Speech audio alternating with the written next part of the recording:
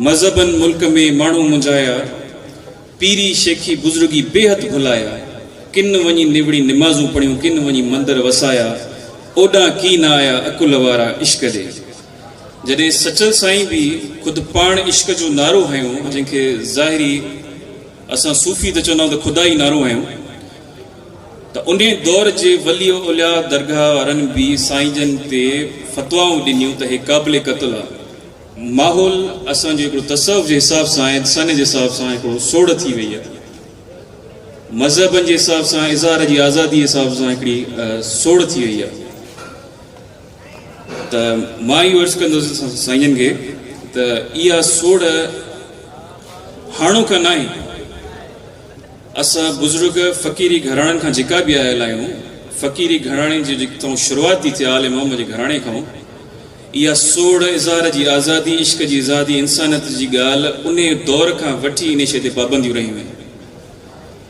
सचल साईं खे ज़ाहिरी 200 साल थी विया आहिनि साईं जो उर्स कंदा हुआ। जॾहिं सचल साईं भी ख़ुदि पाण इश्क जो नारो हयूं, जंहिंखे ज़ाहिरी असां सूफ़ी त चवंदा आहियूं त ख़ुदा ई नारो हयूं, त उन दौर जे वली उलिया दरगाह वारनि बि साईं जन ते फ़तवाऊं ॾिनियूं त हे क़ाबिल क़त्ल आहे। ॾिसो, हालांकि जिन्हनि माण्हुनि फ़तवाऊं ॾिनियूं उहे बि माना हिकिड़ो साहिब हैसियत हुया, उन्हनि जी बि दरगाहूं हुयूं, पर ज़ाहिरी जंहिं महिल हक़ जो इंसानियत जो नारो लॻो त सचल साईं ते बि तलवारूं वाइण जो माना सोली सिंधी में चइजे त फ़तवाऊं लॻियूं त इहो क़ाबिल क़त्ल आहे। त मां सम्झां थो त बेशक भिटाई साईं जन जो हिकिड़ो वॾो मैसेज आहे जेको दुनिया सॼी में ॿुधियो थो वञे ऐं अॼु बि हिकिड़ो उहो नज़रियो क़ाइमु आहे।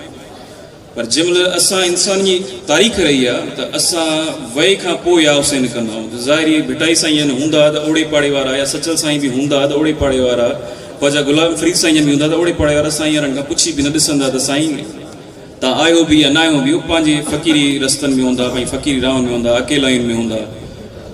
पोइ असां इंसान जी तारीख़ रही आहे त असां वए खां पोइ या हुसैन कंदा आहियूं ऐं पोइ चवंदा आहियूं त यार वॾी शख़्सियत हुई असां गुज़री वई।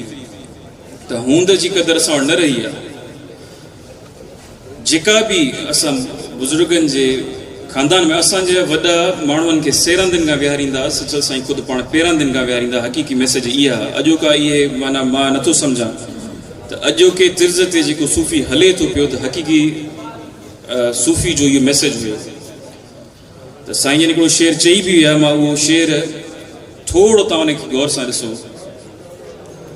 साईं ज़ुल्फ़िकार क़ादरी साहिब जो मां ज़रूरु नालो खणंदुसि।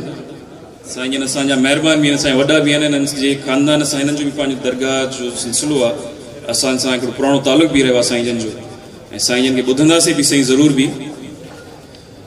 मज़हबन मुल्क में माण्हू मुंझाया, पीरी शेखी बुज़ुर्गी बेहद भुलाया, किन वञी निवड़ी निमाज़ूं पढ़ियूं, किन वञी मंदिर वसाया, ओॾां की न आया अकुल वारा इश्क जे।